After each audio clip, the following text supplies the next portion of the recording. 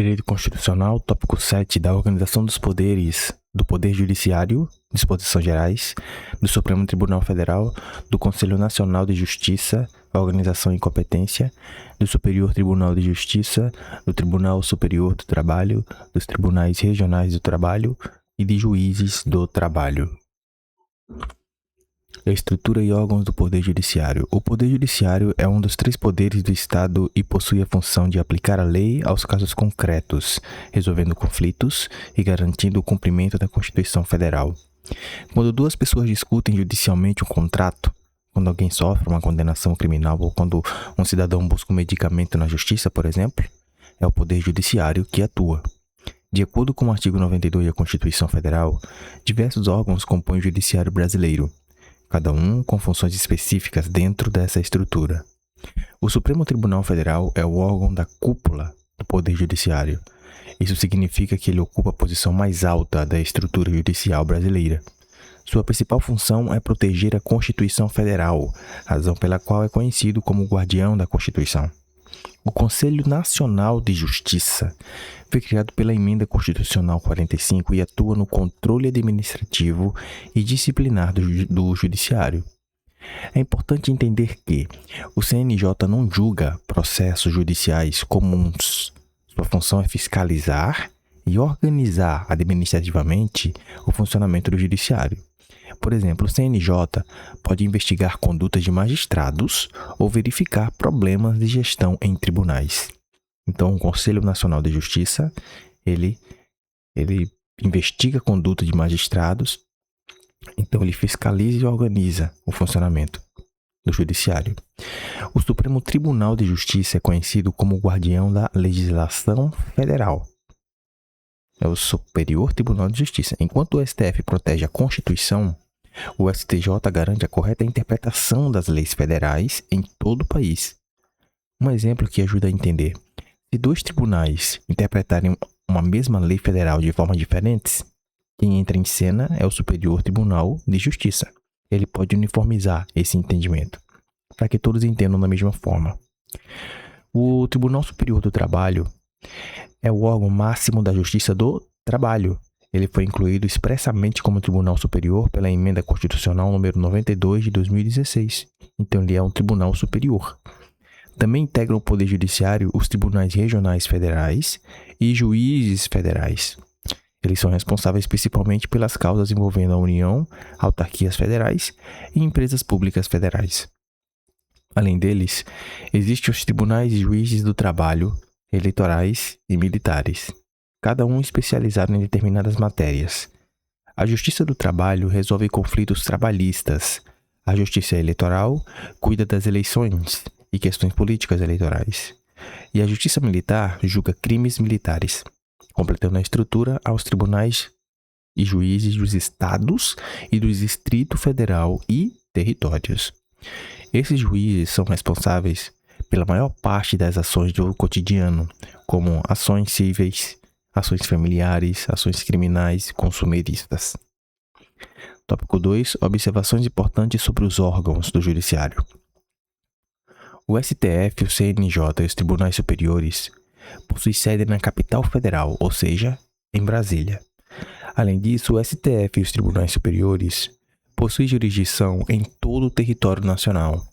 Isso significa que suas decisões possuem alcance em todo o Brasil. Um ponto extremamente cobrado em prova é a natureza do Conselho Nacional de Justiça.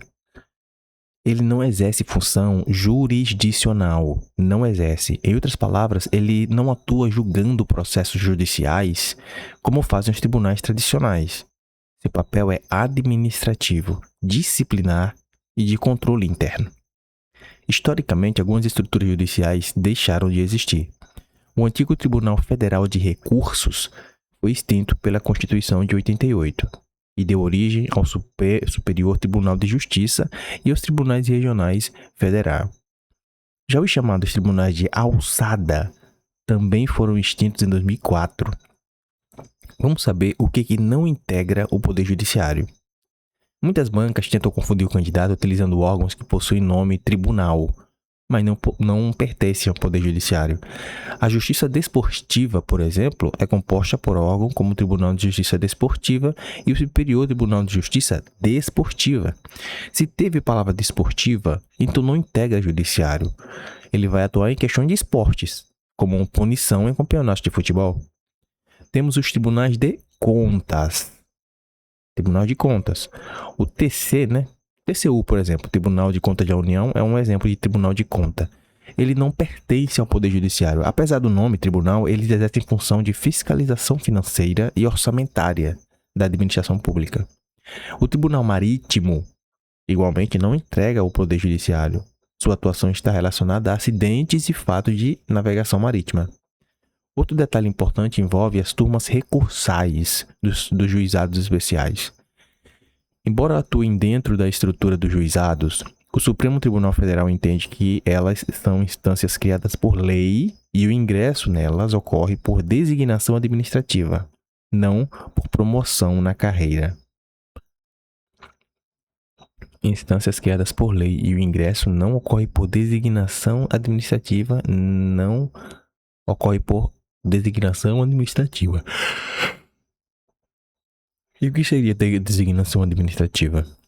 Não ocorre por promoção na carreira. Composição e requisitos etários dos tribunais. As regras das idades dos tribunais foram alteradas pela Emenda Constitucional número 122 de 2022. Isso aqui é muito importante. Composição e requisitos etários, né, de idade. STF, você lembra, é composto por quantos ministros STF? 11 ministros. A idade é de entre 35 e 70 anos, no momento da nomeação. Tá? No momento que ele está sendo nomeado, ele precisa ter entre 35 e 70. Se ele passar com 34 e for nomeado com 35, está valendo. O STJ, você vai lembrar de TJ, né? Testemunha de Jeová. E você vai lembrar que TJ é Testemunha de Jeová e 33 é o número do ano que Jesus morreu. A idade que Jesus morreu. Então, a STJ possui 33 ministros. Se você lembrar do mnemônico Somos Todos Jesus, você vai lembrar disso, tá? Aqui não mostrou idade, mas é igualzinho ao STF, né? Então vamos lá. O que você não precisa decorar a idade de todos os três? O STF não precisa decorar a idade, STJ não precisa decorar e o TST, que é o Tribunal Superior do Trabalho, tá? Esses três não precisa decorar a idade, porque você já sabe, se o STF é 35 a 70 no momento da nomeação, esses três será igual, tá? Apenas a composição. STF você vai lembrar que é 11, STJ, Testemunho de Jeová, que é 33 e TST, Tribunal Superior do Trabalho, você lembra quantos ministros são necessários? 27 ministros, tá? Tem 7. Você vai lembrar desse ponto, tá? Composição dos tribunais, né? E requisito etário. Agora vamos falar do Conselho Nacional de Justiça, do Tribunal Superior Eleitoral e do Superior Tribunal Militar. O Conselho Nacional de Justiça, diferente de todos os outros, ele possui 15 membros, 15, tá? E ele não possui nem idade mínima nem máxima prevista, tá? Para ingresso no CNJ, Conselho Nacional de Justiça. Então, 15 membros, Conselho Nacional de Justiça. O Tribunal Superior Eleitoral, ele possui 7 membros, 7. E a idade mínima é 35 anos, tá? O Tribunal Superior Eleitoral. 7 membros, idade mínima 35 anos. Igualzinho lá o STF, STJ e o Superior do Trabalho também, né? A idade mínima é 35. Para os advogados que compõem o tribunal, não existe limite máximo específico, como no STF, que é 70, né? Os magistrados oriundos do STF ou STJ seguem a aposentadoria compulsória aos 75 anos, né? Então, se veio alguém de lá desses dois tribunais, ele tem a aposentadoria compulsória aos 75. Caraca, mano, 75 anos, velho. O cara tá muito velho, né? O Superior Tribunal Militar possui 15 membros. Possui 15 membros e é igual ao quê? Ao Conselho Nacional de Justiça. Apenas o eleitoral possui 7 membros, né? 7 membros e a idade mínima é 35. CNJ, 15 membros e não tem idade mínima nem máxima, o CNJ. E o Tribunal Militar, igual ao CNJ, também possui 15 membros. Só que ele é composto por 10 militares e 5 civis, tá? Já que o Superior Tribunal Militar, ele precisa ser composto por 10, pelo menos 10 militares. Pelo menos não, tem que ser 10, né? Obrigatoriamente 10 militares e 5 civis. Para os civis, a idade exigida é de 35 a 70, igual ao STJ. STF é STJ também, né? Muito bem. Só para revisar, Supremo, STF, STJ e TST, a idade mínima e a idade máxima é 35 e 70 no momento da nomeação. Composição do STF, 11, STJ, 33, TST, 27. Tá? Você vai lembrar que TST, ó, que começa com T, TST e TSE. TST 27, TSE 7. Então tem 7 também, os dois tem 7, os dois que começam com T, tá? Você viu que Conselho Nacional de Justiça, 15 membros, tá? Não possui idade mínima nem máxima. TSE, 7 membros, né? Você viu que não existe limite máximo específico, mas tem que começar, né? O mínimo 35 anos no TSE, Tribunal Superior Eleitoral. E o militar, 15 membros, sendo que 10 é militar e 5 civis, né? Para civis, a idade exigida é de 35 a 70, igual aos 3 primeiros tribunais. Ingresso na carreira da magistratura. O ingresso na magistratura ocorre inicialmente no cargo de juiz substituto. Esse é o primeiro grau da carreira judicial. O acesso depende de concurso público de provas e títulos, com participação da OAB em todas as fases, tá? Por isso que a gente vê exame da OAB, né? É preciso. Todo advogado, todo juiz tem que fazer o exame da OAB. Não, na verdade, juiz não, né? Só advogado, eu acho. Só advogado. Mas para ser juiz substituto, começar na carreira da magistratura, ele tem que fazer o concurso público e a OAB, sim, vai participar em todas as fases. O concurso de provas e títulos significa que, além das provas, também são analisadas as experiências acadêmicas e profissionais do candidato. Atualmente, existe uma etapa prévia chamada ENAM, que é o Exame Nacional da Magistratura. O candidato precisa ser aprovado nesse exame antes de participar dos concursos específicos dos tribunais. Além disso, exige-se no mínimo 3 anos de atividade jurídica após a conclusão do bacharelado em Direito. É importante observar que a contagem começa da conclusão do curso e não da colação de grau. A comprovação desse período ocorre no momento da inscrição definitiva do concurso, não na posse. São consideradas atividades jurídicas cargos privativos de bacharel em Direito, exercício da advocacia com pelo menos 5 atos privativos por ano e determinadas funções ligadas à atividade fim do judiciário. Por exemplo, o exercício do cargo de técnico judiciário pode contar como atividade jurídica quando envolve diretamente o manuseio de processos judiciais. Da mesma forma, determinadas atividades de policiais civis e federais podem ser aceitas quando relacionadas à investigação e atividade jurídica. Em regra, policiais militares e policiais penais não possuem contagem automática desse tempo como atividade jurídica.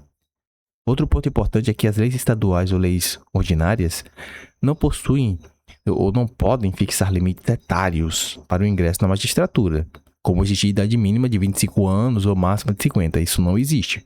Para ingresso, não. Esse tipo de requisito somente pode ser previsto em lei complementar federal, especialmente a LOMAN, que é a Lei Orgânica da Magistratura Nacional. Muito interessante.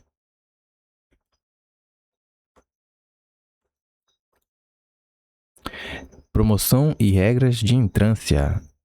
A carreira da magistratura é organizada em entrâncias. Entrância pode ser entendida como um nível da carreira judicial. A promoção ocorre de uma entrância para outra ou da primeira instância para os tribunais, alternando-se os critérios de antiguidade e merecimento. Na promoção por merecimento, por exemplo, o juiz deve possuir pelo menos 2 anos de exercício na respectiva entrância e ingressar a primeira quinta parte da lista de antiguidade. Olha, primeira quinta parte da lista de antiguidade.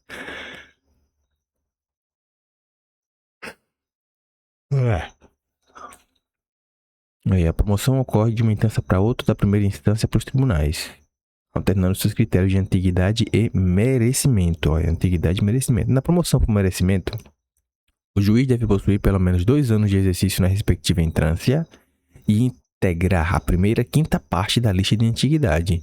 A primeira quinta parte corresponde aos 20% mais antigos daquela lista. Entendi. Tem que fazer parte dos 20% mais antigos, né? Já que é a primeira quinta parte. 20% mais antigos daquela lista. Então não é só merecer, né? Ele precisa ter 2 anos de exercício na respectiva entrância e integrar a 20% dos mais antigos. Caso ninguém desse grupo aceite a vaga, a promoção pode alcançar outros magistrados. Ainda existe a chamada promoção obrigatória. O juiz que aparecer 3 vezes consecutivas ou 5 vezes alternadas em lista de merecimento deverá obrigatoriamente ser promovido. Então, 3 vezes consecutivas ou 5 vezes alternadas em lista de merecimento.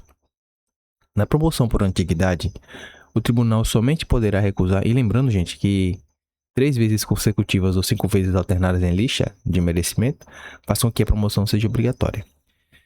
Na promoção por antiguidade, o tribunal somente poderá recusar o juiz mais antigo pelo voto fundamentado de 2/3 dos seus membros, tá? Então ele não pode recusar. Se o cara tem os requisitos de antiguidade, que nós vimos lá, né?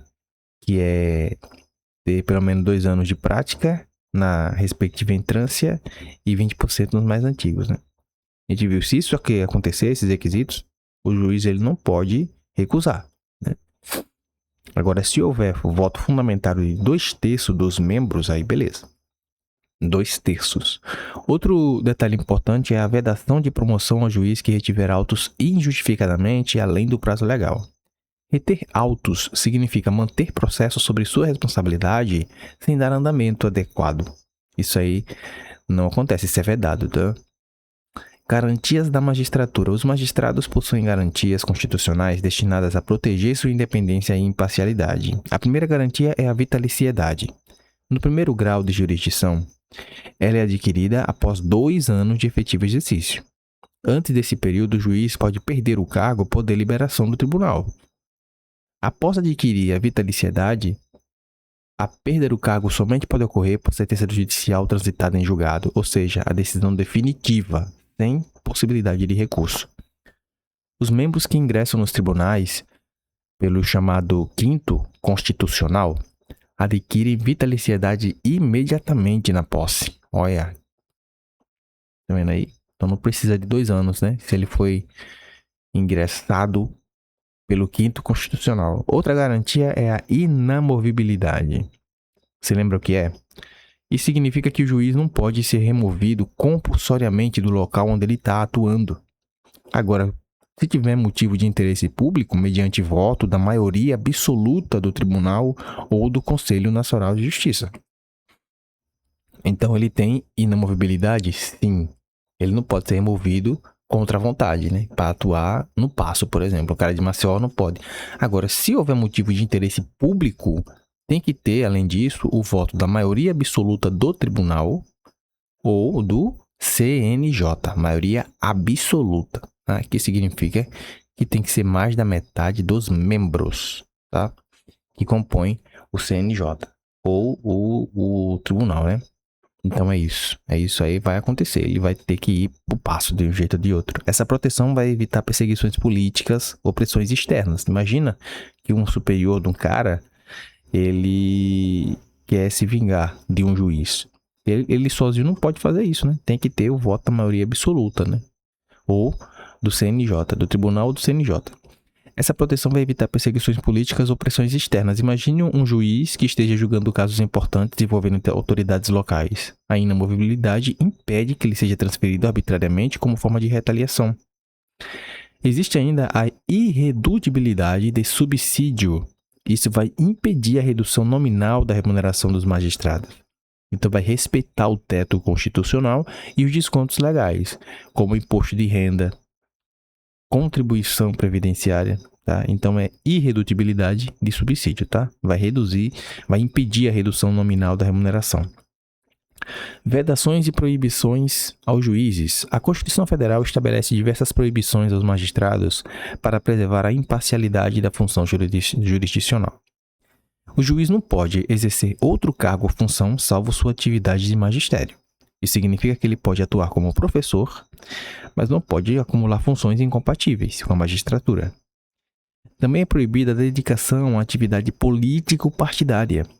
O magistrado deve manter neutralidade política em sua atuação institucional. Não é isso que a gente está vendo, né? Um magistrado que abraça, fica rindo para presidente, né? Isso aí é meio... Outra proibição importante envolve a chamada quarentena de saída. Após a aposentadoria ou exoneração, o juiz não pode exercer advocacia no juízo ou no tribunal do qual se afastou, antes de decorrido 3 anos, tá? Então, se passar 3 anos, o cara pode chegar lá naquele tribunal e ele vai atuar como um advogado, né? Ou juiz naquele tribunal que se afastou. Agora, para isso acontecer, existe a quarentena de saída. Tem que ter pelo menos 3 anos, tá? Decorrido 3 anos. Passou 3 anos? Passou. Aí ele pode, tá? Senão é proibido que ele faça isso, tá? Agora, lembre-se que se a saída dele aconteceu após aposentadoria ou exoneração, ele pediu para sair, exoneração não é punição, né? Ele pediu para sair ou alguma coisa aconteceu, sem que seja punido a saída dele, aí beleza. O juiz não pode exercer advocacia no juízo ou no tribunal do qual se afastou antes de decorrido 3 anos. Essa regra é para evitar a influência indevida decorrente do antigo cargo exercido. Por exemplo, um ex-juiz não pode imediatamente começar a atuar como advogado perante os colegas com quem trabalhava no mesmo tribunal. 9. Regras de subsídio e remuneração na magistratura. A remuneração dos magistrados ocorre por meio de subsídio, ou seja, pagamento em parcela única. Então, o juiz não vai ficar recebendo diversos adicionais incorporados ao salário, como ocorre em algumas carreiras. O modelo busca dar maior transparência e controle à remuneração pública. O teto remuneratório da magistratura brasileira corresponde ao subsídio dos ministros do Supremo Tribunal Federal. Esse valor funciona como limite máximo para toda a magistratura da União e dos Estados. A estrutura remuneratória segue uma hierarquia escalonada. Os ministros dos tribunais superiores recebem 95% do valor recebido pelos ministros do STF. Os desembargadores, que atuam no segundo grau de jurisdição, recebem 95% do subsídio dos tribunais superiores. Na prática, isso equivale a 90,25% do valor recebido pelos ministros do STF. Tá vendo aí? Então, os ministros dos tribunais superiores, 95%. Desembargadores, 95% dos outros, né? Então, desembargador é 90,25% do valor recebido pelos ministros do STF. Tribunais superiores, 95% do STF. Olha, interessante. Os desembargadores que atuam no segundo grau de jurisdição recebem 95% do subsídio dos tribunais superiores. Já o juiz de primeiro grau recebe 95% do valor recebido pelos desembargadores. 95% do valor recebido pelos desembargadores. Então vai seguindo uma ordem, né? Interessante. A Constituição também estabelece um limite de diferença entre categorias de carreira.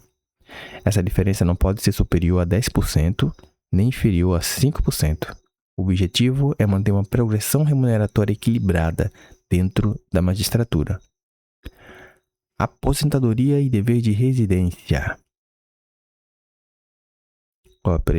A Constituição estabelece um limite de diferença entre as categorias da carreira. Essa diferença não pode ser superior a 10, nem inferior a 5.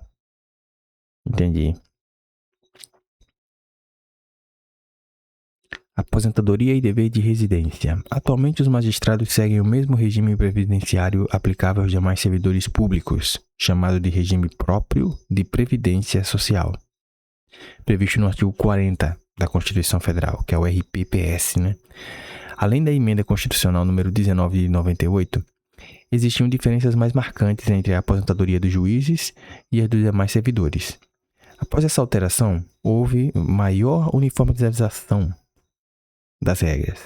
Outro ponto importante é o dever de residência na comarca. A comarca é a área territorial em que o juiz exerce sua jurisdição. Por exemplo, o juiz titular da comarca de Arapiraca deve, em regra, residir naquela localidade. Essa exigência existe para garantir proximidade com a realidade social da região e permitir atuação rápida em situações urgentes, como decisões liminares, plantões judiciais ou medidas cautelares. O magistrado somente poderá morar fora da comarca mediante autorização expressa do tribunal. É preciso que haja um documento falando isso, né? Permitindo. Remoção, disponibilidade e permuta. A remoção ou colocação do juiz em indisponibilidade por interesse público exige voto da maioria absoluta do tribunal ou do Conselho Nacional de Justiça, sempre assegurando ampla defesa ao magistrado. Então, a remoção ou colocação do juiz em disponibilidade é igualzinho a inamovibilidade, né?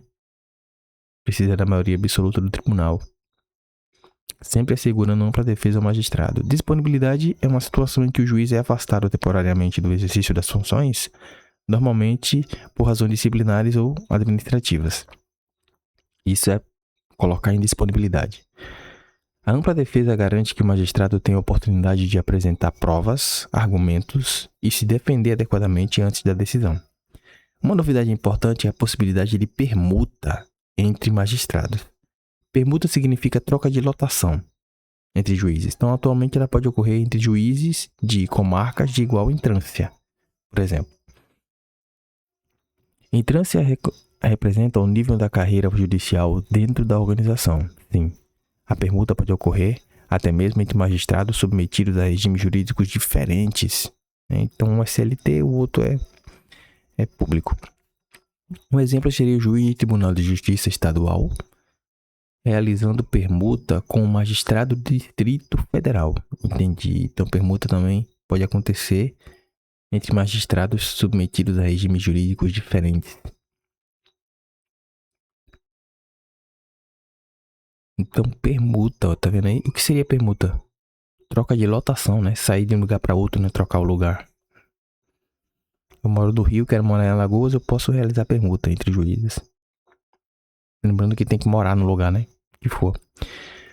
Julgamentos, fundações e órgão especial. Então, sobre permuta, só pra gente não esquecer,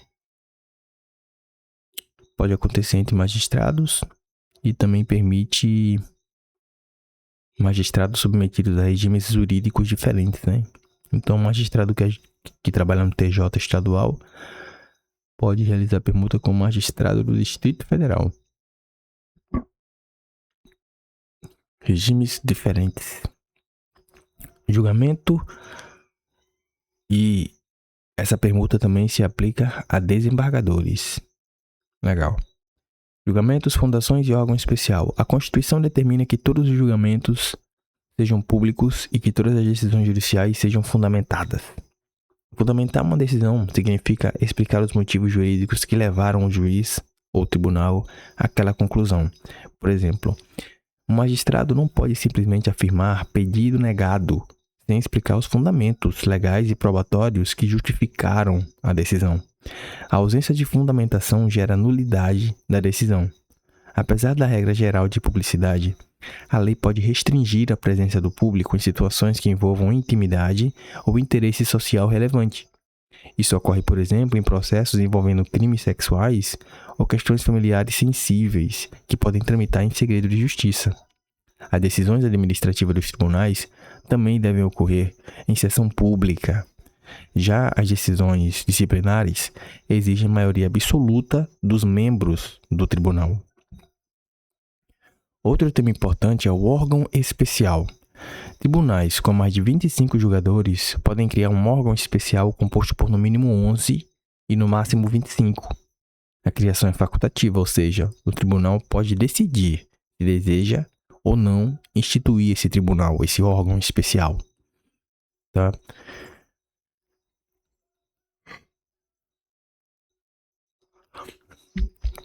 O órgão especial funciona como uma espécie de grupo reduzido, que exerce determinadas competências do Tribunal Pleno, facilitando o funcionamento administrativo e jurisdicional dos tribunais muito grandes. Metade das vagas do órgão especial é preenchida por antiguidade e a outra metade por eleição realizada pelo próprio Tribunal Pleno.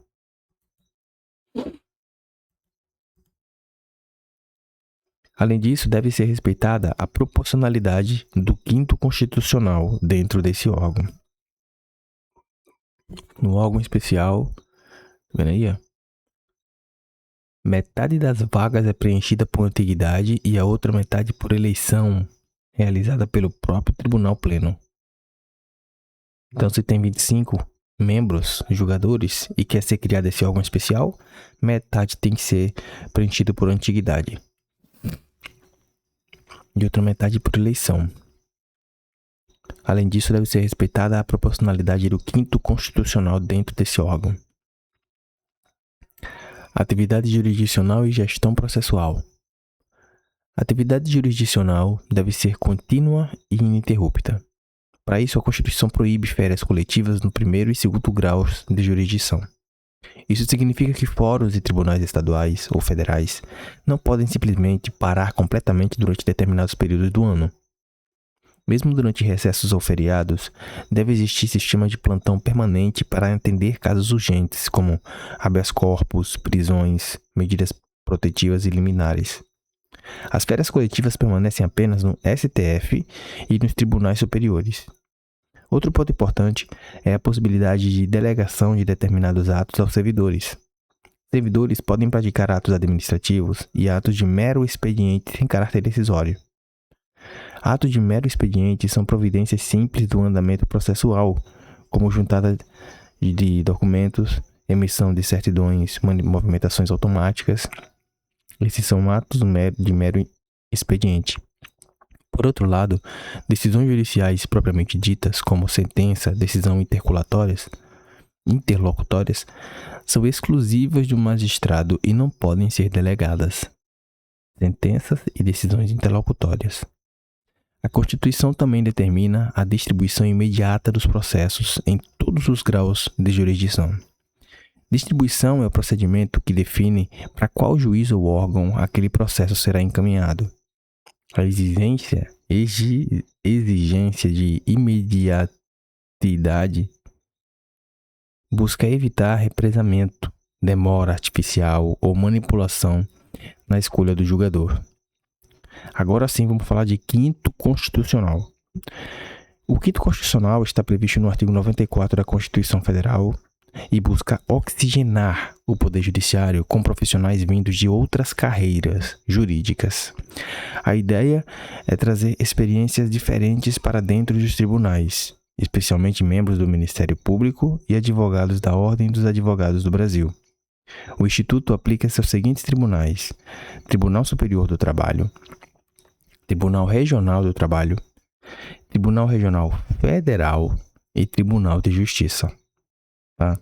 Então é isso. Trazer experiências diferentes para dentro dos tribunais, especialmente membros do Ministério Público e advogados da Ordem dos Advogados do Brasil. Esse é o quinto constitucional. Então ele vai oxigenar o Poder Judiciário com profissionais vindos de outras carreiras. Isso é legal. 1/5 das vagas desses tribunais é reservada a membros da advocacia e do Ministério Público. 1/5.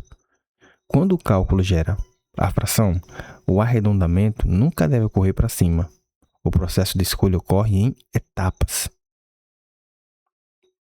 O arredondamento deve ocorrer para cima. Primeiro, a classe interessada, que é o OAB, o Ministério Público, elabora uma lista sextupla, ou seja, uma lista com 6 nomes.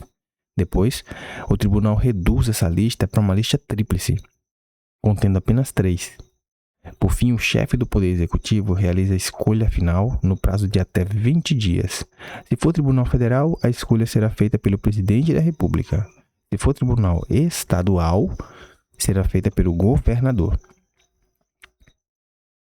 Então, o chefe do Poder Executivo realiza a escolha final no prazo de até 20 dias. Se for federal, presidente da República. Se for tribunal, pelo governador. Nos tribunais superiores, como STJ e TST, ocorre sabatina no Senado Federal. Já a previsão de sabatina em Assembleias Legislativas para tribunais estaduais é considerada inconstitucional. Vamos falar sobre as garantias da magistratura. As garantias da magistratura exigem para proteger a independência do juiz e assegurar julgamentos imparciais. A primeira nós vimos que é a vitaliciedade.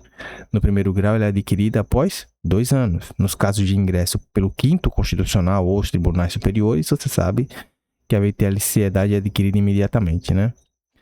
Então, 5º Constitucional ou tribunais superiores, a vitaliciedade é adquirida de imediato. Após adquirir essa garantia, o magistrado somente perde o cargo por sentença judicial transitada em julgado. Nós vimos também que outra garantia é a inamovibilidade. Inamovibilidade que vai fazer o quê? Impedir que o juiz seja removido sem seu consentimento, salvo por interesse público ou mediante decisão da maioria absoluta do tribunal competente ou do CNJ. Essa proteção também alcança juízes substitutos dentro da respectiva comarca. Ou seja, existe ainda outra garantia chamada irredutibilidade de subsídio, que vai impedir a redução nominal da remuneração do magistrado. Entretanto, descontos legais continuam permitidos, como imposto de renda e contribuição previdenciária, tá? Isso aí não vai entrar na irredutibilidade de subsídio. Além disso, verbas indenizatórias, como férias, 13º salário, não se submete ao teto constitucional, tá? Então, ele vai poder receber ainda as verbas indenizatórias e o 13º salário. Vedações e proibições aos magistrados. A Constituição impõe diversas restrições aos juízes para que seja preservada a naturalidade, ou melhor, a neutralidade e a imparcialidade da função jurisdicional, tá? Então, vamos saber de restrições. O magistrado não pode exercer outro cargo ou função salvo uma atividade de magistério. Mesmo estando em disponibilidade, essa vedação permanece, tá? Ah, mas eu não estou em nenhum tribunal. Mas mesmo assim, essa vedação vai permanecer. Também é proibido receber custas processuais ou participação em processos, tá? Então, ele não pode receber custas processuais. Ele é pago pelo Estado, tá? Então, ele não pode lucrar diretamente com os processos que está julgando. Então, isso vai garantir imparcialidade econômica na atuação jurisdicional. Outra vedação importante é a proibição de dedicação à atividade político-partidária. O magistrado deve manter independência em relação a partidos políticos e disputas eleitorais, tá? A chamada quarentena de saída, você lembra, né? Vai impedir que o ex-magistrado exerça a advocacia perante o juiz ou tribunal do qual se afastou, durante o prazo de 3 anos após a aposentadoria ou exoneração. Tá? Então, não pode voltar lá como juiz ou advogado naquele tribunal que ele trabalhou, foi exonerado, né? É preciso pelo menos 3 anos, isso é quarentena de saída. A Constituição também proíbe o exercício de determinadas funções administrativas em associações privadas, como atuar como síndico de condomínio ou presidente de organizações associativas, como Rotary Club ou maçonaria. O juiz também ele não pode participar, tá?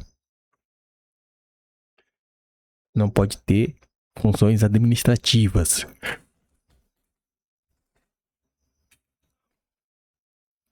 Em associações privadas.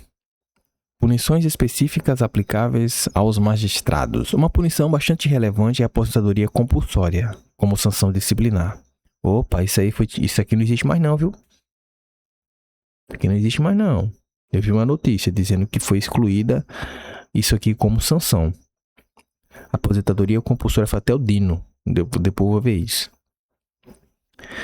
Embora a emenda constitucional de 2019 tenha retirado a previsão expressa na Constituição, essa penalidade continua existindo na LOMAN, Lei Orgânica da Magistratura Nacional, e na LOMP, que é a Lei Orgânica do Ministério Público.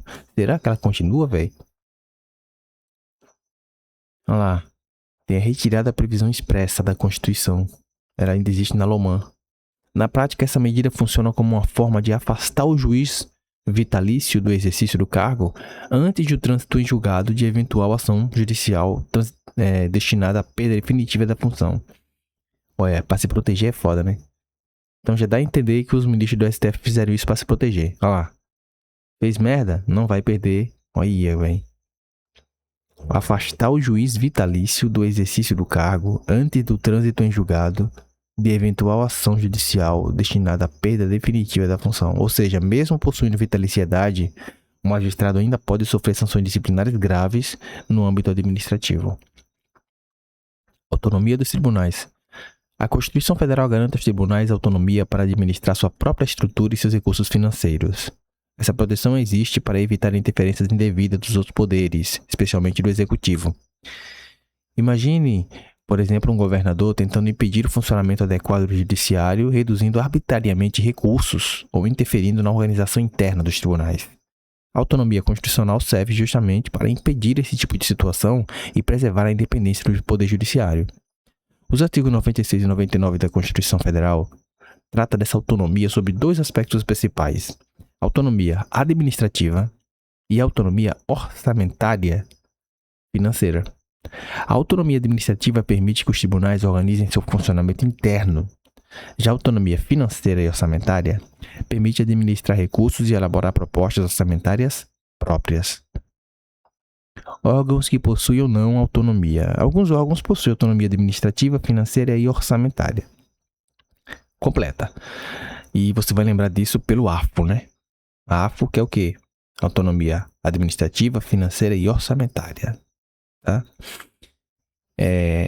Quem que possui autonomia plena? Poder Judiciário, Ministério Público Comum, Tribunais de Contas e Defensorias Públicas. Então, na prática, isso significa que esses órgãos possuem maior liberdade para organizar sua estrutura, administrar servidores, planejar seus gastos dentro dos limites constitucionais, tá? Então, Poder Judiciário, Ministério Público Comum, Tribunais de Contas e Defensorias Públicas possuem AFO, que é Autonomia Administrativa, Financeira e Orçamentária. Por outro lado, alguns órgãos possuem essa mesma autonomia constitucional plena. Então, o Ministério Público de Contas, a Advocacia Pública também são órgãos que possuem AFO, né? Ministério Público de Contas e a Advocacia Pública. A Advocacia Pública inclui instituições como a Advocacia Geral da União e as Procuradorias dos Estados e Municípios. E essas duas são responsáveis pela defesa jurídica do poder público, tá? Essa AFO, né? Essas autonomia, esses três tipos de autonomia servem para garantir a defesa jurídica do poder público. Competências privativas dos tribunais. Primeiramente, vamos lembrar que AFO, que é o quê? Administrativa, financeira e orçamentária, são autonomia do Poder Judiciário, Ministério Público Comum, Tribunal de Contas e Defensorias Públicas, tá? E aí, Tribunais de Contas, você vai lembrar do Ministério Público de Contas, né? E Defensoria Pública, você vai lembrar de Advocacia Pública também, tá? Se colocar esses dois aí, você vai lembrar também que eles também possuem, tá? Competências privativas dos tribunais. O artigo 96 da Constituição estabelece competências privativas dos tribunais. Competência privativa significa uma atribuição exclusiva, que não pode ser exercida por outro poder. Uma dessas competências é a eleição dos órgãos diretivos dos tribunais. Os próprios tribunais elegem seu presidente, vice-presidente e corregedor. No judiciário, apenas desembargadores participam dessa eleição e podem ser eleitos. Por exemplo, um juiz de primeiro grau não pode disputar a presidência de um tribunal de justiça estadual. Isso é diferente do Ministério Público, onde promotores podem participar da escolha do Procurador-Geral de Justiça. Outro ponto importante envolve a criação e especialização de varas judiciais. A criação de uma nova vara depende de lei. Já a especialização de uma vara já existente pode ocorrer por simples resolução interna do tribunal. Imagine uma vara criminal comum que passa a julgar exclusivamente crimes previstos na lei Henri Borel. Você lembra? O menininho que foi assassinado pelos pais. Nesse caso, não houve criação de nova estrutura, apenas especialização da competência daquela vara já existente. O horário de funcionamento dos tribunais também deve ser fixado por resolução do Tribunal Pleno. Por isso, considera-se inconstitucional que apenas o presidente do tribunal altere sozinho o funcionamento por meio de portaria. Autonomia orçamentária dos tribunais. A autonomia orçamentária permite que os tribunais elaborem suas próprias propostas de orçamento. Essas propostas devem respeitar os limites definidos pela Lei de Diretrizes Orçamentárias, que é a LDO. A LDO é a lei que estabelece metas e limites para a elaboração do orçamento público. Se o tribunal elaborar sua proposta dentro desses limites, o Poder Executivo não pode realizar cortes unilaterais. Por exemplo, se o tribunal solicitar recursos necessários para a contratação de servidores e modernização tecnológica dentro dos parâmetros da LDO, o governador ou presidente não pode simplesmente reduzir esses valores por vontade própria. Existe também uma consequência prática para o atraso na entrega da proposta orçamentária. Se o tribunal não encaminhar a proposta dentro do prazo constitucional, o executivo repetirá o orçamento do ano anterior sem reajustes. Na prática, isso funciona como uma espécie de sanção administrativa, porque impede a atualização financeira e expansão das despesas do órgão. Vamos falar sobre cláusula de reserva de plenário. A cláusula de reserva de plenário, prevista no artigo 97 da Constituição Federal, é um tema extremamente importante em recursos públicos e provas da magistratura. Ela estabelece que um tribunal somente pode declarar a inconstitucionalidade de uma lei ou ato normativo pelo voto da maioria absoluta de seus membros ou do respectivo órgão especial. Essa regra também recebe o nome de full bench. É uma expressão em inglês que transmite a ideia de decisão tomada pelo plenário completo ou pela estrutura máxima autorizada. O objetivo é evitar que poucos julgadores afastem leis aprovadas democraticamente pelo Poder Legislativo. Por exemplo, imagine uma Câmara de um Tribunal de Justiça composta por 3 desembargadores. Esses 3 julgadores não podem simplesmente declarar uma lei inconstitucional sozinhos, sem observar a cláusula de reserva do plenário. Então é preciso que ocorra o full bench, né? Exatamente. Nessa hipótese, que os 3 desembargadores querem declarar uma lei inconstitucional, eles não vão poder, né? A questão deve ser submetida ao plenário ou ao órgão especial competente, que eu acho que seria o STF, né? Declarar a lei inconstitucional, né? Situações em que a reserva de plenário se aplica ou não. A cláusula de reserva de plenário aplica-se obrigatoriamente aos órgãos fracionários dos tribunais. Então, turmas, câmaras, sessões, né? É preciso que sejam todas, né? O full bench aconteça nesses 3 tipos de órgãos fracionários. Então, turmas, câmaras, sessões. Isso vale tanto para tribunais de segundo grau quanto para tribunais superiores. Por outro lado, existem hipóteses em que essa regra não se aplica. O juiz de primeiro grau não precisa observar a reserva de plenário, porque atualmente atuam individualmente. Então, um juiz sozinho pode reconhecer a inconstitucionalidade de uma lei no caso concreto. As turmas do Supremo Tribunal Federal também nos submetem à regra em razão de entendimento específico da própria Corte. As turmas recursais dos juizados especiais, igualmente, não se submetem à cláusula.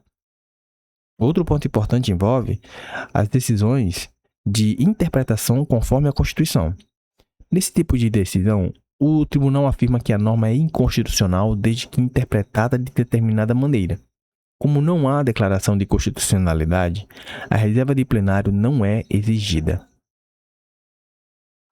Súmula vinculante número 10. A súmula vinculante número 10 do STF trata diretamente da cláusula de reserva de plenário.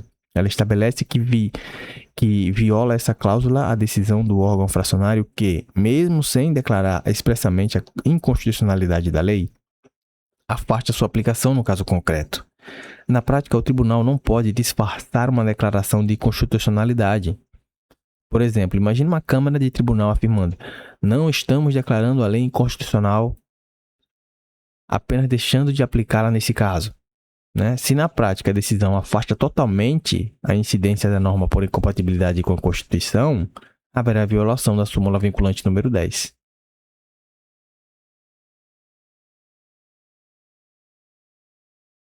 Regime de precatórios. Os precatórios são requisições de pagamento expedidas pelo Poder Judiciário contra o poder público em razão de condenações jurídicas definitivas.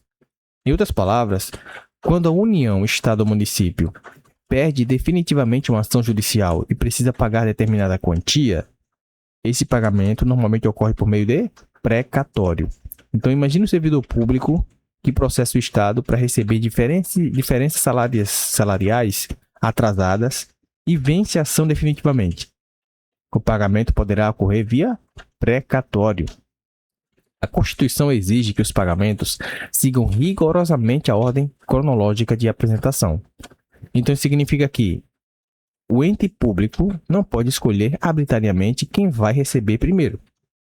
Furar a fila dos precatórios pode gerar, inclusive, crime de responsabilidade para o presidente do tribunal responsável pelos pagamentos.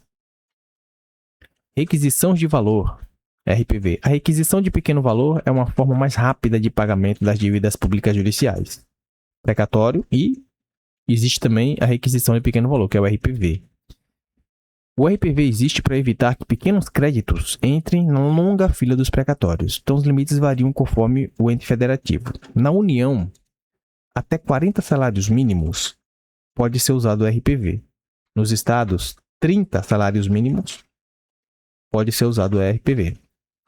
Nos municípios, até 20 salários mínimos pode ser usado o RPV. Então, a gente não vai esquecer disso, tá? União 40, estados 30, municípios 20. Por exemplo, se uma pessoa vencer uma ação contra um município no valor de 15 salários mínimos, você vai lembrar que o município é até 20. Então, pode ser usado o RPV e não necessariamente ir para a fila dos precatórios, né, para receber esse valor. Isso daí vai tornar o recebimento mais rápido. Débitos alimentares e superpreferência.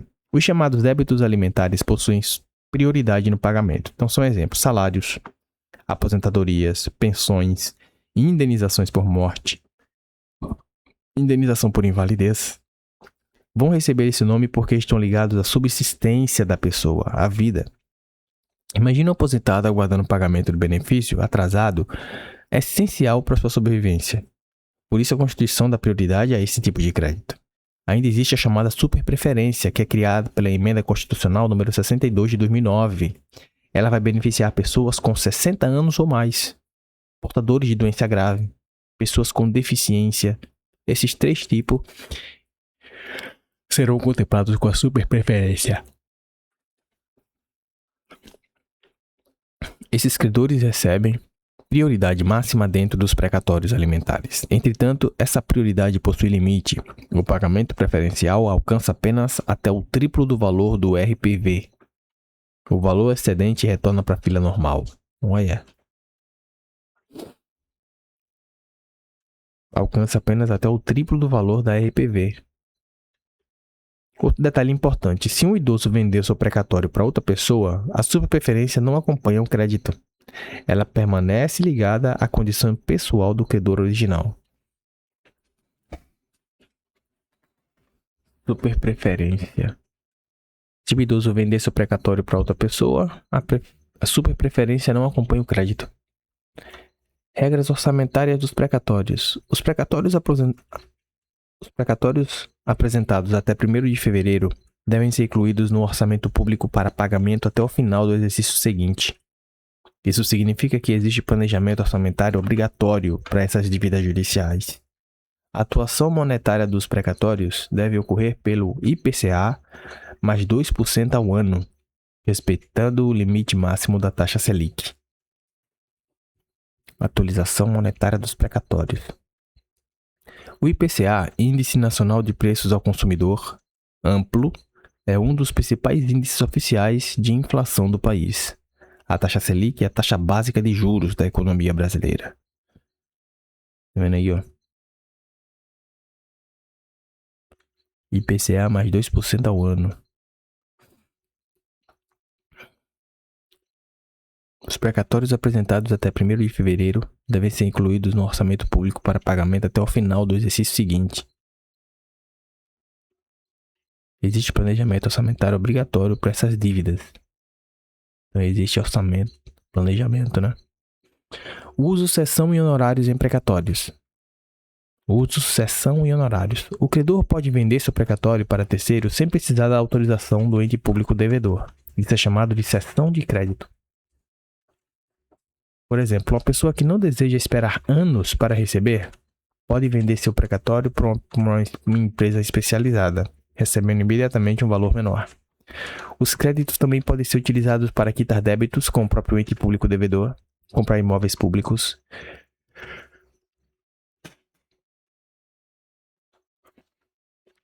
e adquirir participações societárias do ente federativo. Os honorários advocatícios possuem natureza alimentícia. Isso significa que os honorários do advogado que ele recebe, eles vão receber proteção semelhante às verbas salariais. Súmula vinculante número 47 do STF. Essa súmula vai estabelecer que os honorários de sucumbência podem ser destacados no valor principal. Na prática, isso permite que o advogado receba seus honorários por RPV, mesmo quando o cliente receberá o restante do valor por precatório.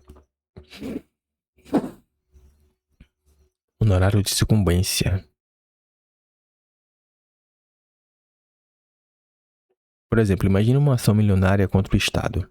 O cliente pode entrar na fila do precatório, mas os honorários do advogado, se estiverem dentro do limite legal, poderão ser pagos mais rapidamente via IPV. Entendi. Composição dos tribunais superiores. Cada tribunal superior possui uma composição própria e regras específicas para a escolha de seus ministros. Essas diferenças são muito cobradas em provas porque envolvem números, origem dos membros e forma de nomeação. Então aqui, ó, composição dos tribunais superiores.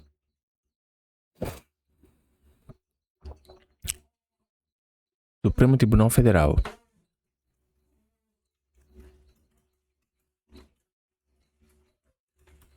O Supremo Tribunal Federal é composto por 11 ministros. Os ministros são escolhidos livremente pelo presidente da República, mas nomeação depende de aprovação na maioria absoluta do Senado Federal após sabatina. A sabatina é uma sessão que os senadores fazem perguntas ao indicado para avaliar seus conhecimentos jurídicos, posicionamentos e capacidade técnica. Ser brasileiro nato, possui entre 35 e 70, tem notável saber jurídico, possui reprovação ilibada. STJ, você lembra que é 33 ministros com a mesma idade, né? Só que aí vamos para a composição. 33 ministros é o STJ, tá? Então, vamos lá. A composição do STJ é dividida em 3 partes. Primeiro, 1/3 de desembargadores de tribunais de justiça. Então, são 11, né? Tribunais, desembargadores de tribunais de justiça. 11 de juízes dos tribunais regionais federais e 11 alternando entre membros do Ministério Público e advogados, tá? Então, são 1/3 para cada um desses. STJ, desembargadores de tribunais de justiça, 11. 11 juízes dos tribunais regionais federais, tribunal regionais federais, e 11 alternando entre membro do Ministério Público e advogados, tá? Então ele vai possuir essa composição bastante diversificada. Vai reunir magistrados estaduais, magistrados federais, membros do Ministério Público e advogados. Os requisitos são os mesmos do STF. Tribunal Superior do Trabalho, você lembra que é 27 membros, tá? A composição do TST segue a lógica do 5º Constitucional. 1/5 das vagas é destinado a membros do Ministério Público do Trabalho, advogados, né? Então, 1/5 das vagas é destinado a membros do Ministério Público do Trabalho, né? E advogados. Então, é 1/5 das vagas. Os outros 4/5 são preenchidos por juízes de carreira da magistratura trabalhista. Então, 1/5 das vagas tem que ser de membro do Ministério Público e de advogados. Os outros 4, que vai sobrar, né? Não são 5? Aí são preenchidos por juízes de carreira da magistratura trabalhista. Legal. Os ministros devem possuir 35 e 70 anos. Não sei que eu já sei. Tribunal Superior Eleitoral. Tribunal Superior Eleitoral é composto por 7 ministros. 3 ministros do STF, 2 ministros do STJ e 2 advogados. Os advogados são escolhidos pelo presidente, né, da República. E vai ter uma lista sextupla ali que vai ser elaborada pelo STF. Uma lista de 6. Uma característica extremamente importante é que o... Caraca, nem parece que eu dormi, velho. É que o TSE, Tribunal Superior Eleitoral, é o único tribunal superior que não exige sabatina no Senado Federal. Olha. Tribunal Superior Eleitoral não precisa de sabatina no Senado Federal. Pode aparecer em concurso, hein? Tribunal Superior Militar. Você lembra que ele possui 15 ministros, dos quais 10 oficiais generais da última patente das Forças Armadas e 5 civis. Olha, Tribunal Superior Militar. Tem que ter militar, né? Você vai lembrar disso. Então é 10 oficiais generais da última patente das Forças Armadas. É preciso que o Tribunal Superior Militar tenha pelo menos 10, né? Pelo menos não, porra. 10. Você vai lembrar disso. Tribunal Superior Militar, 15 ministros, 10 oficiais generais da última patente das Forças Armadas e 5 civis. Só que esses civis têm que ser composto por 3 advogados, um membro do Ministério Público Militar e um juiz auditor, tá? Então é preciso aí que esse civis não é qualquer pessoa da sociedade não, beleza? 3 advogados, um membro do Ministério Público Militar e um juiz auditor. Além disso, 10 oficiais generais da última patente das Forças Armadas, tá? Então, Superior Tribunal Militar, 15 ministros. A idade é 35, 70 também. Existe a idade, né? Os militares escolhidos dentre os oficiais generais da mais alta patente das Forças Armadas. Foro por prerrogativa de função. O chamado foro por prerrogativa de função, também conhecido como foro especial ou privilegiado, define qual tribunal será responsável por julgar determinadas autoridades. O ideal é proteger o exercício do cargo político, evitando perseguições políticas ou pressões indevidas sobre certas autoridades. Isso aí não fez nada, né? Porque vai pro STF e os políticos ficam à mercê dos ministros lá, né? Qualquer coisa contra os ministros não passa porque... Nossa, isso aí é foda. O presidente da República não será julgado por um juiz de primeira instância em crime comum. O julgamento ocorrerá diretamente no STF. É importante entender que o foro especial não existe para beneficiar a pessoa em si, mas sim para proteger a função exercida. Foro especial no Poder Executivo. O presidente e vice-presidente da República possuem regras específicas de julgamento. Os crimes comuns são julgados pelo STF. Crimes comuns são infrações penais tradicionais como corrupção, homicídio ou peculato. Já os crimes de responsabilidade são julgados pelo Senado. Crimes de responsabilidade são infrações político-administrativas relacionadas ao exercício do cargo, podendo resultar em impeachment. Os governadores dos estados e do Distrito Federal são julgados pelo STJ nos crimes comuns. Isso aqui eu lembro. Nos crimes de responsabilidade, o julgamento ocorre perante tribunal especial composto por 5 desembargadores e 5 deputados estaduais. Olha.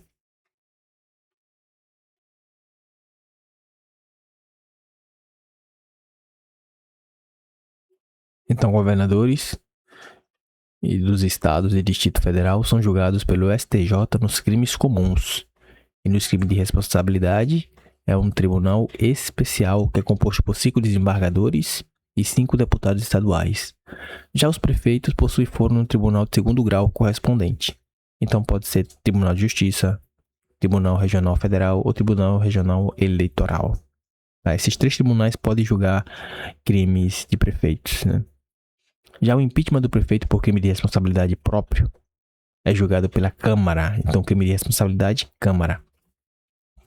Foro especial no Poder Judiciário. Os ministros do STF possuem regra peculiar. STF. Nos crimes comuns são julgados pelo próprio STF. Meu Deus do céu, que coisa errada, meu.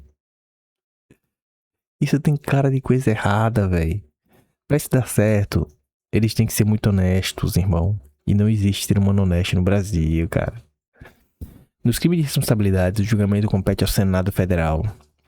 Então, o Senado julga crimes de responsabilidade, né? Tentaram julgar o ministro, o Xandão, e não conseguiram, né? Justamente porque os julgamentos estão lá no STF, né? Nossa.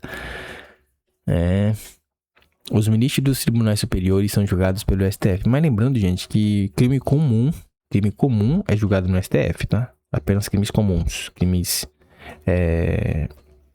especiais de responsabilidade são julgados pelo Senado. Os ministros dos tribunais superiores são julgados pelo STF tanto nos crimes comuns quanto nos crimes de responsabilidade. Os ministros dos tribunais superiores, ó, tá vendo? Crime de responsabilidade ou crimes comuns são julgados no STF.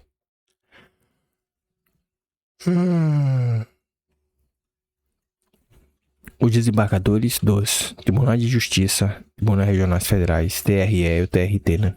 Todos esses desembargadores são julgados pelo STJ, tá? Então, vamos lá. Ministros dos tribunais superiores são julgados pelo STF. E os desembargadores desses tribunais aqui, ó, do TJ, do TRF, do TRE e do TRT, são julgados pelo Superior Tribunal de Justiça, em ambos os crimes, tá? Ou crime comum ou crime de responsabilidade. Os juízes de primeira instância são julgados pelo Tribunal de Segundo Grau correspondente. Por exemplo, um juiz estadual será julgado pelo Tribunal de Justiça do respectivo estado. Foro especial no Poder Legislativo. Deputados federais e senadores são julgados pelo STF nos crimes comuns. Já as infrações relacionadas à quebra de decoro parlamentar são julgadas pela própria Casa Legislativa correspondente. Quebra de decoro envolve comportamentos incompatíveis com a dignidade do cargo. Por exemplo, corrupção, abuso de prerrogativas ou condutas incompatíveis com a ética parlamentar. Isso aí pode gerar processo disciplinar interno. Quem não lembra do caso do Arthur Duval, né? Deputados estaduais possuem foro no Tribunal de Justiça. A quebra de decoro é julgada pela Assembleia Legislativa. Os vereadores não possuem foro especial para crimes comuns, né? Vereadores não possuem. Vão ser julgados na Justiça comum, não tem foro especial não. Assim, normalmente serão julgados em primeira instância. Foro especial do Ministério Público e Tribunais de Contas. O Procurador-Geral da República, o PGR, é julgado pelo STF nos crimes comuns. Tá? Nos crimes de responsabilidade, o julgamento ocorre no Senado Federal. Os membros do Ministério Público da União, que é MPU, que atuam perante tribunais, possuem foro no STJ. Já os membros do Ministério Público Estadual, como promotores de justiça, são julgados pelos tribunais de justiça. Os membros do Tribunal de Contas da União, TCU, são equiparados aos ministros do STJ e por isso são julgados pelo STF. Já os membros dos Tribunais de Contas dos Estados, do Distrito Federal ou dos municípios são julgados pelo STJ, tá? Então TCE, TCDF e TCM são julgados pelo Supremo Tribunal de Justiça. Isso aqui cai muito, cara. Filhos das putas, né? Tanto detalhe assim, porque não coloca todo mundo num só, mas não pode, né? Então vamos lembrar disso aí, tá? Restrição ao foro especial.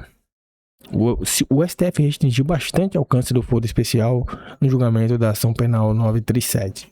Segundo esse entendimento, o foro somente existe quando o crime foi cometido perante o exercício do mandato, o crime possui relação com as funções exercidas. Isso significa que crimes sem relação com o cargo devem ser julgados em primeira instância. Por exemplo, imagine um parlamentar acusado de um crime passional sem ligação com as funções políticas. Aí o processo não vai ficar no STF, né? O material cita o chamado caso Flor Delis, né? Ah, Flor Delis, que era deputada e praticou crime passional. Ela não foi no STF, né? Ela foi julgada pela Justiça Comum, primeira instância. Manutenção do foro após o mandato. O entendimento mais recente diz que o STF definiu que o foro pode ser mantido mesmo após determinado o término do mandato. Então, desde que o fato investigado tenha ocorrido durante o exercício da função. Entendeu? Então pode ser mantido. Se durante a função o cara fez algo muito errado e está sendo investigado e ele depois saiu do cargo, pode continuar no foro que ele estava sendo investigado, né? Foro especial. Isso vai evitar mudança sucessiva de competência durante investigações. Por exemplo, imagina um senador investigado por fatos praticados no mandato e que perde o cargo durante a investigação. O STF pode continuar competente para julgar aquele caso específico. Meu Deus, 5h30 não vai dar nem fudendo. Que bosta, velho. Ai, é foda. Tem que tomar banho ainda. Tem que parar aqui, galera. Vou continuar depois. Parei no 42, tá? Manutenção de foro após o mandato. Eu vou ler, na verdade, aqui o 42 depois. Preciso ler do 42 em diante. Caralho, tem muita coisa, velho.